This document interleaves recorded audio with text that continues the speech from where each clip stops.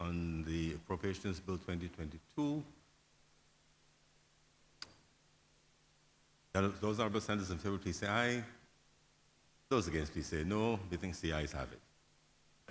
Mr. President, I beg to move the introduction of a resolution of a housing bill presented in the order paper as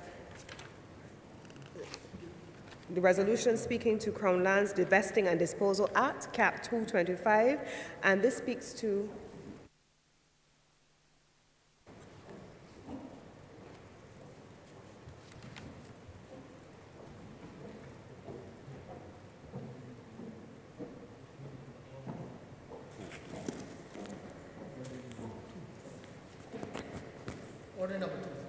Order number two.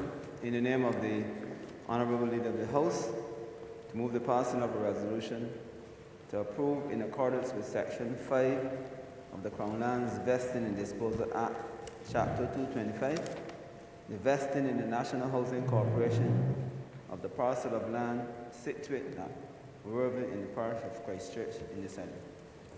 Senator Cummins. Mr. President, this is a matter that was approved by the Cabinet of Barbados under the last term of this administration. With the calling of a general election in January of 2022, the matter, however, did not find its way through Parliament, and on that basis, it went to Cabinet for ratification, and it is now being presented in Parliament.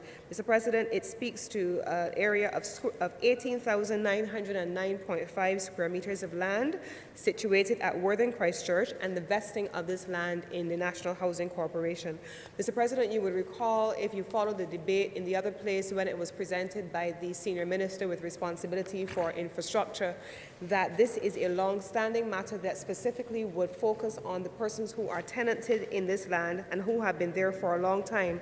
There are a number of residents who live in this area, Worthing in Christchurch, Mr. President, who need to be able to benefit from the security of tenure that this leasing would allow for them to have access to. It would also allow for us to terminate, under the new arrangement, Mr. President, unauthorized and non-compliant users who are working on the land. In addition, Mr. President, to making plots of land available potentially to new tenants. The Minister with responsibility for housing is of the view that this is an important initiative and that there also has to be a rationalization of the open market rates associated with the tenanting of this land situated at Worthing, and it is on this basis, Mr. President, I beg to move that this resolution do now pass. Thank you, Senator Cummins. Speakers on the matter? Okay, the question is that this resolution... Sorry, Senator Thompson. Her Honour, Senator Thompson.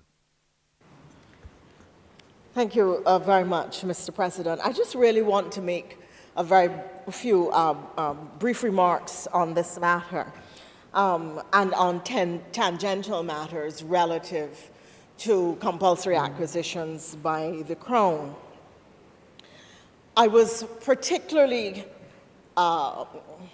mollified when I heard the Leader of Government Business indicate that the rentals accruing from this acquisition would be at commercial rates. I remember in a previous Barbados Labour Party administration, when I carried the portfolio of housing, that I discovered that large tracts of land at Worthing in Christchurch, a lot of it prime commercial land on the beachfront, is actually being rented to people who are carrying on commercial activities, but government has never sought to put in place a commercial value for the rents that otherwise would attract substantial rental income and revenues for the taxpayers and for the people of Barbados. Insofar as we are seeking to regularize that kind of situation, then I would wish to laud the government, because while I imagine that some of the persons impacted by the properties and the changes of status in that area will complain that the increases in rent might be high, the reality is that they have never paid a commercial rate. And it speaks really to the whole issue of the extent to which government puts premium value on its property, how it uses physical and infrastructural space for the benefit of the population, and the extent to which private sector developers using the same space are able to maximize the benefits for the wider public when government appears not to be in a position to do so. So while I don't know the specifics or all the specifics relating to this particular parcel and this particular measure before the chamber, I would wish as for general information, and certainly out of general concern, because I know the history of these rentals, to see these kinds of non-commercial rentals, non-commercial for government regularized. And I think that there has to be some measure of balance between how government uses this land, to whom it gives access, at what rate and for what purpose, and the extent to which development purposes are used for taxpayers' lands. But the taxpayers must also and are entitled to derive proper value from it. And we should not be allowing people to have commercial properties and high-end, high-value, high-income earning commercial properties on lands that belong to the taxpayers without government in return having what is a commercial rent. As I indicated, I'm just aware of the status of the land in the general area, and I speak out of a previous encounter, previous experience, when I know that an attempt to raise the rental brought a lot of squealing and pleas for Kadir Pour Me.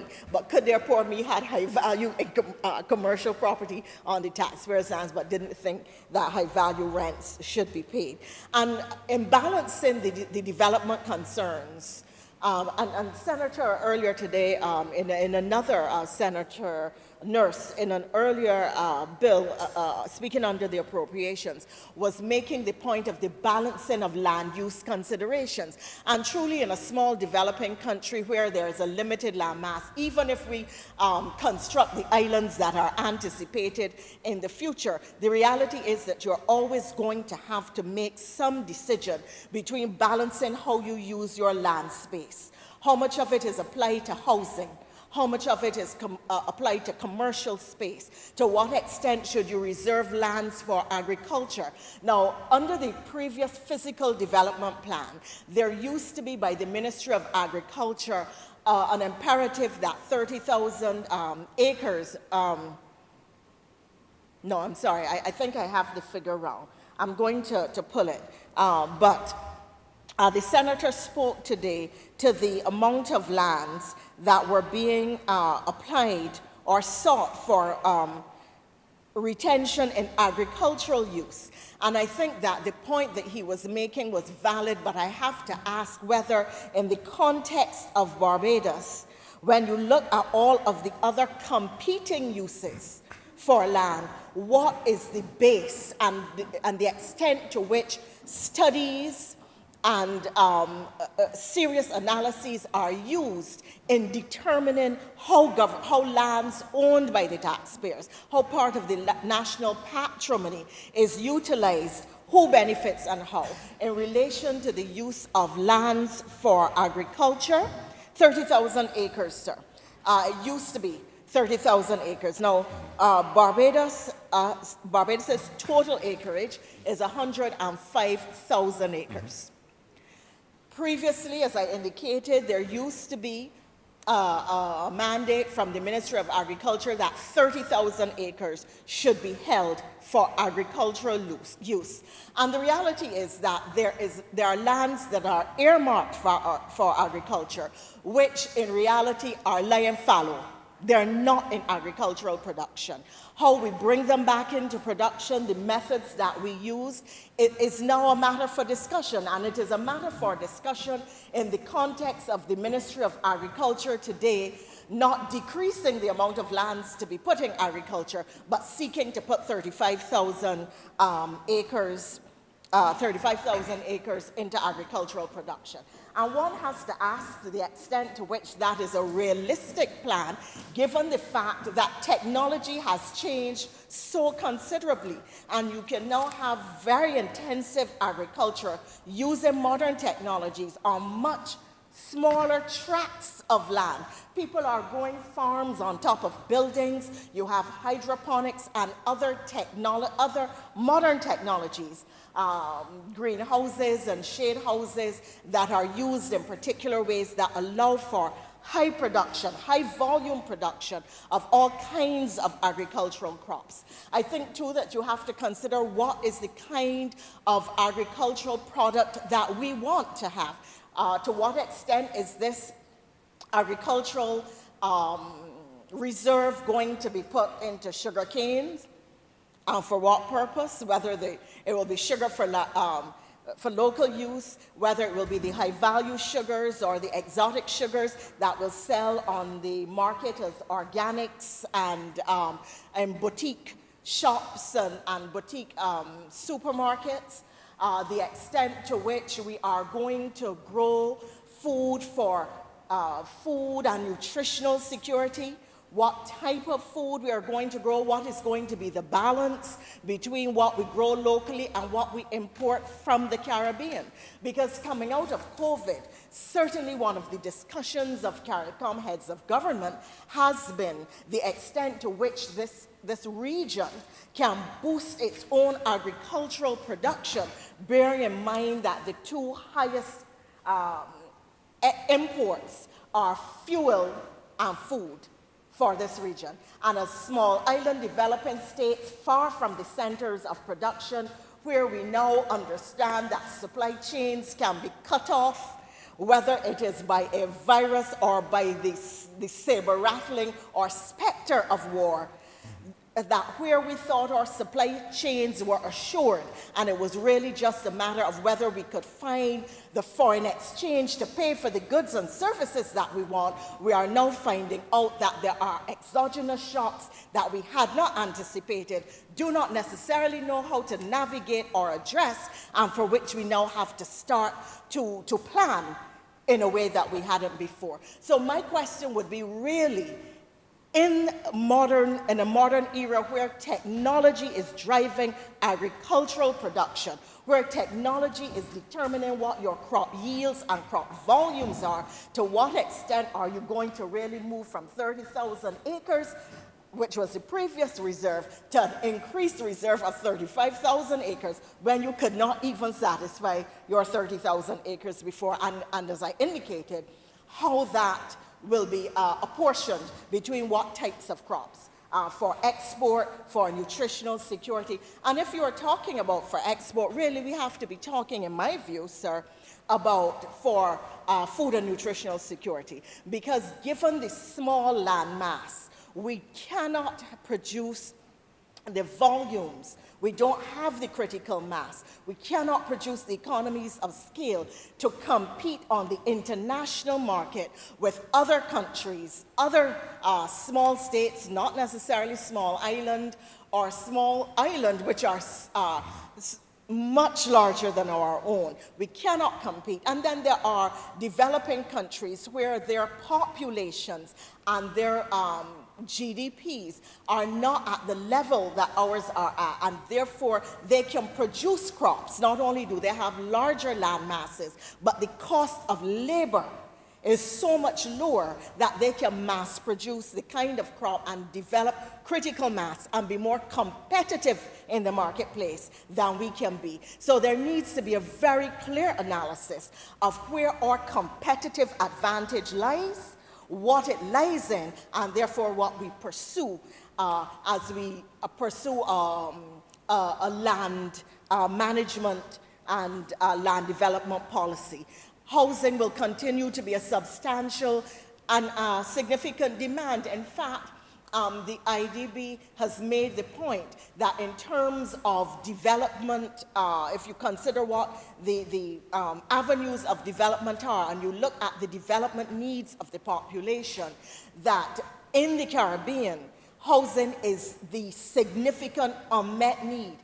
The Prime Minister and other members of the government have spoken to the extent of which there is a 25,000 person waiting list on the national housing list of applicants. When I was housing minister, the list was at 17,000. So you can see how it has grown and is growing exponentially. But that is a challenge which exists not only in Barbados, but in every Caribbean country.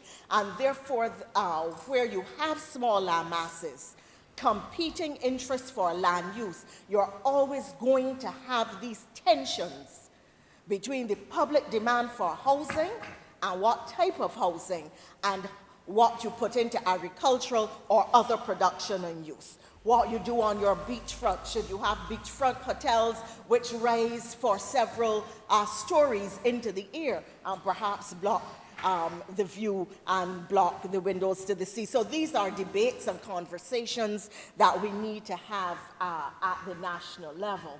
There is another point that I would wish to make. I'm not too sure how long I've been speaking, sir. Give a frustrated politician a microphone and You've been speaking 15 minutes. Yes, thank you. Much obliged to you, sir.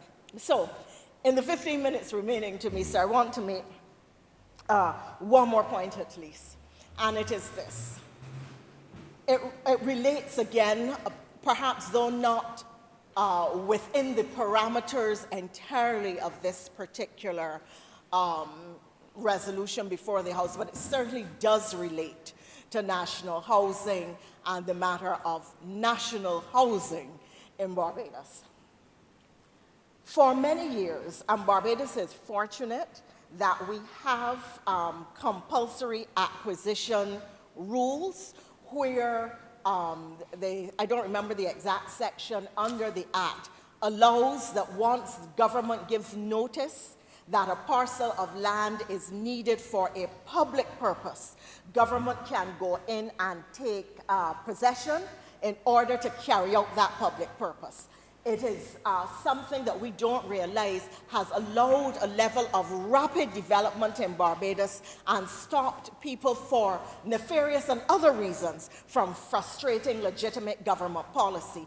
We saw it on the South Coast when we were doing the South Coast Sewerage Project and the boardwalk, where property owners objected to having parts of the equipment, parts of the system on their lands, where and I smile because again, this was policy in which I had been involved. I smile now at how everybody talks about how wonderful the boardwalk is, when in fact, as minister, I fought with landowners to have the boardwalk placed there. People who are now lauding it did not want it and objected strongly, and I had to reply to copious letters, do site visits, send out the officers from the Coastal Zone Management Unit, and it really was a very difficult thing. But I'm making this point to justify the existence in our legislation of a section which gives immediate access to government, or relatively immediate access to government, where land is wanted for a public purpose.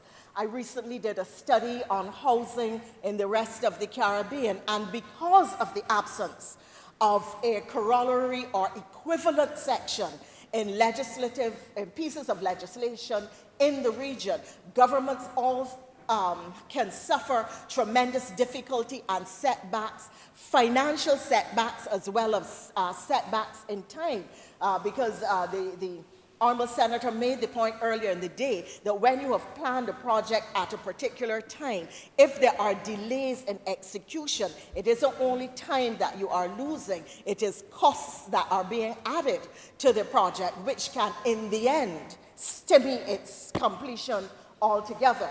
And therefore, many governments throughout the region without similar legislation have a significant problem. And finally, I turn to what would be my concluding point on this matter, sir, and it is that one of the other pieces of legislation which we have is the right to compulsorily acquire. And while it has been well used for national purposes, whether it has to and expand the Harson Cave, again, another project in which I was involved, or whether it has to do with the compulsory acquisition of lands for the construction or extension of roads or for whatever purpose, the legislation has served us well. However, in the process, property owners have suffered significant losses and have not been compensated. Because just as the legislation allows for the compulsory acquisition of the lands that are needed, it also mandates that government should pay for the lands that are taken. And that can be the subject of negotiation. Often, sir, people die. A second generation of the family grows up hearing that they used to own a piece of land that the road was now on, and nobody is compensated at all. I do not mean to speak as the frustrated member of Parliament for St. James South, sir. But in the constituency of St. James South, which I used to have the honor to represent, there is still a community at Halls Village that I believe is awaiting its compensation for the road that I was able to lead the construction of, but I would wish to see it completed. And I'm not just making this point out of a former self-interest or so. It really is a wider point that relates to acquisitions all over the country. It is a major problem where government does these acquisitions for good and legitimate purposes. The projects for which the acquisitions are targeted are well executed, and the public is happy generally. But the families, the individual families who have lost their land, sometimes it isn't a large parcel of land, but they have lost property and they are entitled to compensation. And equally, when we are planning these projects, just as we make provision for the compensation, that we must put aside what we know to be the resources, the financial resources to which the property owners will be and are entitled when these projects are put in place. I believe that that is a chord that will find resonance with people all over Barbados, from the south to the north of Barbados and east to west. And I can only urge that as we speak about a new paradigm in the way government does business and in the execution of public policy and the way our civil servants are supposed to work, our public service is supposed to work, and the way government will do what is right as between the citizen and the polity, then I would urge, sir, that really this is an area of much and long-standing complaint and really of some distress, because families who are without substantial financial means could really do with a little berry, and therefore government should give it to them as it is our responsibility to do. Sir, I believe that I have taken my full time, and therefore I will close on that note. I am much obliged to you. Thank you very much, Senator Thompson. Senator Cummings. Senator Cummings. Mr. President, I beg to move that this resolution do now pass. The question is that this resolution do not pass. Honourable senators in favour, please say aye. Those against, please say no. The think the ayes have it. This resolution is now passed. Order number 6, sir. In the name of the Honorable Leader of the House, to move the second reading of the Road Traffic Amendment Bill 2022. Senator Cummings. Thank you, Mr. President. This bill before the House is, in principle, a simple matter. The Road Traffic Amendment Act being proposed for amendment, Mr. President, is meant to take into account the new requirements for the development of new forms of identification in Barbados. As the legislation, Mr. President, is now drafted, it requires, and I quote from Section 74 of the relevant Act, Cap 295, it speaks to the provision, or rather the production of a driving license or identification card under very specific circumstances, Mr. President. And those circumstances include, for example, if you are stopped along the roadways by a police officer or a transportation official and you are required to present a form of identification. Mr. President, I believe that you have heard on more than one occasion the government that we are a part of speak on more than one occasion about the importance of transformation, digital identification, and the imminent introduction of new digital IDs in Barbados. Mr. President, one of the platforms, one of the key planks of this new digital ID is going to be the integration of and inclusion in a single place a number of forms of identification, including the existing cards that we currently hold with regard, in this instance, to identification cards and our driver's licenses.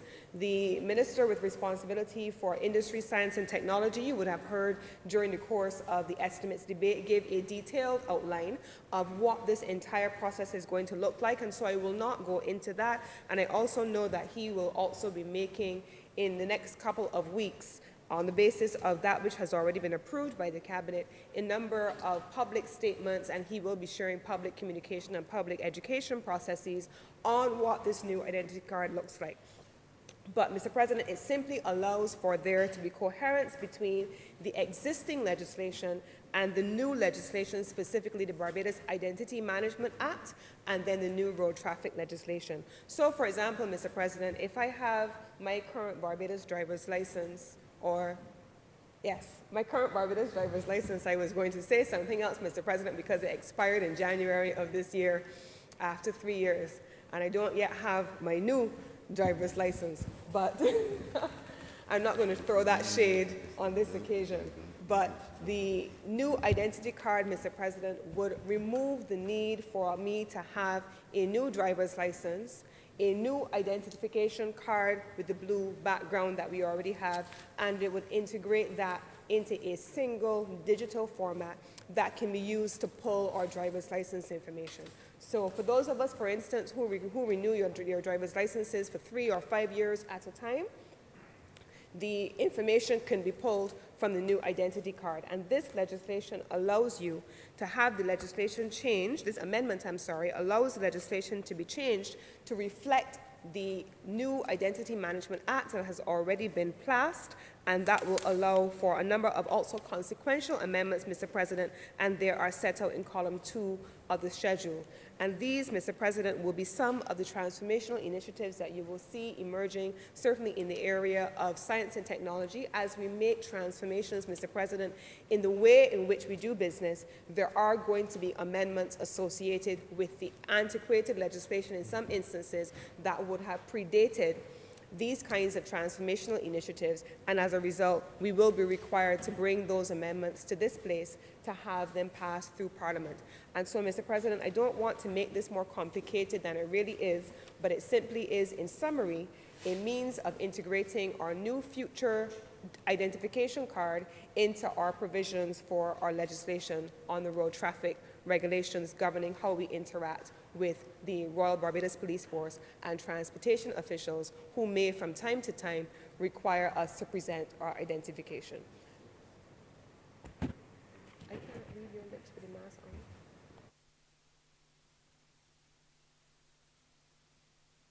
on. I'm being reminded, Mr. President, that it is the Barbados Police Service, and that is correct. I think most of us are getting used to making these new terms now post our new republic. So, Mr. President, this is the matter for the consideration of the Honourable the Senate, and I beg to move that this bill be now read a second time.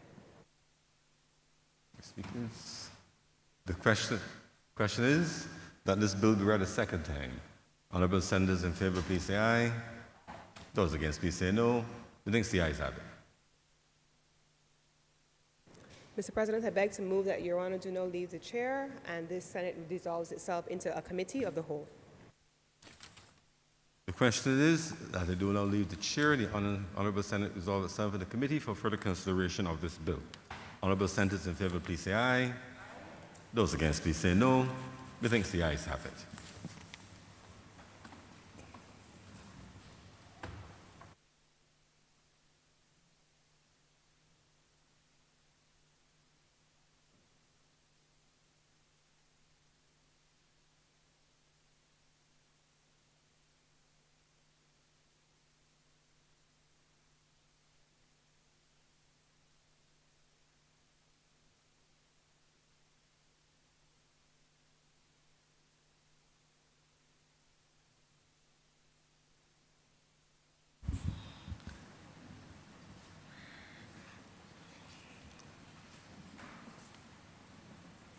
The Senate is now in committee.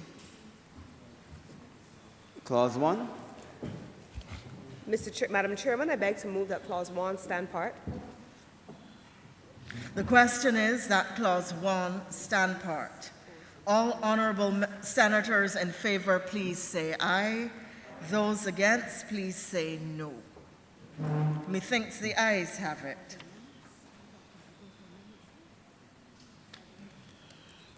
Clause 2. Madam Chairman, I beg to move that Clause 2 stand part. The question is that Clause 2 stand part. All honourable senators in favour, please say aye.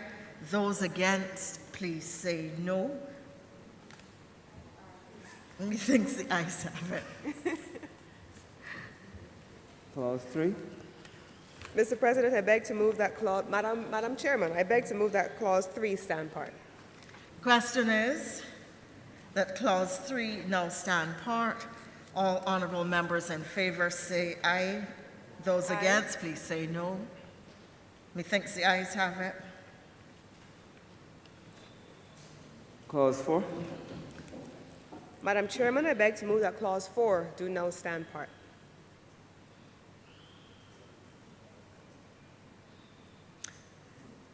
The question is that Clause 4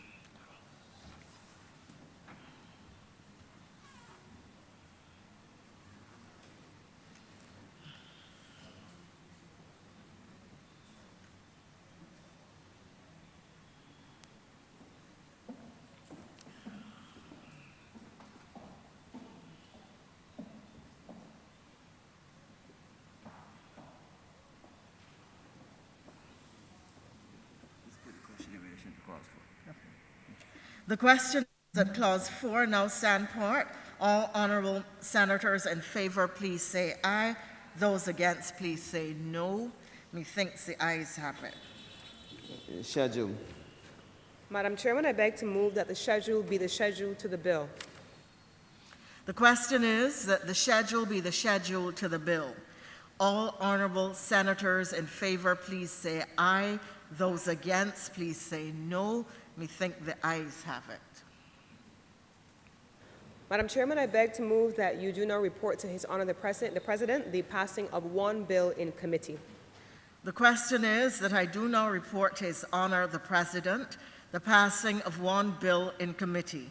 All honourable senators in favour, please say aye. Those against, please say no. Methinks the ayes have it.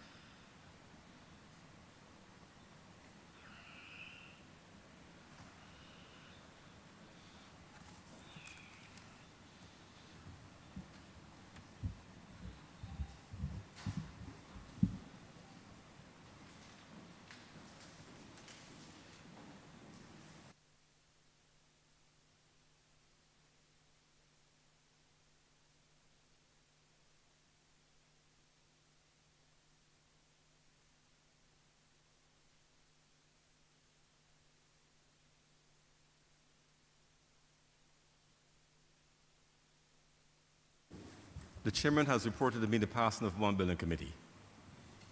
Senator Cummins. Mr. President, I beg to move the reading of the bill a third time. The question is that this bill be read a third time. Honourable senators in favour, please say aye.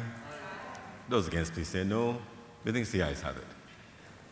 Mr. President, I beg to move that this bill do now pass and be cited as the Road Traffic Act, Cap 295, Sorry. as amended. No, it's amendment. Road traffic.